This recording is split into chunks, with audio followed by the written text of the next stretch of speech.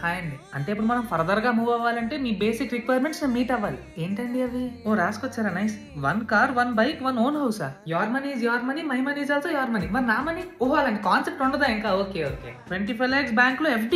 ఏంటి రిక్వైర్మెంట్స్? నేను ఉద్యోగంలో జాయిన్ అయినప్పుడు కూడా నేను రిక్వైర్మెంట్స్ అడగలేదండి. తెల్లగా ఉండాలా? నేను తెల్లగానే ఉన్నాను కదండి. ఇంకా తెల్లగా. ఓహో. శాలరీ 40 లక్షలు కావాలా? సంవత్సరానికి అంతంటే ట్రై చేద్దాంలేండి. నెలకి ఒక 2 minutes అండి, మా ఫ్రెండ్ కాల్ చేస్తున్నాడు. నెలకు 40 లక్షలు ఏంటారు? మనిషి అన్నాడు ఎవడన్నా అంత సంపాదిస్తాడా అసలు? ఈ పాట ఎక్కడి నుంచి వస్తుంది అసలు? ఓ మీరు ఇంటోనా అది? నేను మిమ్మల్ని కట్నం అడగకూడదు. సరే నేను కట్నం అడగను, మీరు నాకు డివోర్స్ ఇవ్వకూడదు అయితే. అది మళ్ళీ మీ ఇష్టం. అంటే మీ శాలరీ మంత్లీ 22,000, నేను మాత్రం 40 లక్షలు సంపాదించాలి. బాగుంది బాగుంది. అంటే మీకు కావాల్సిన 6'3" ఉండాలి. ఓ మీరు 5 feet ఉన్నారు.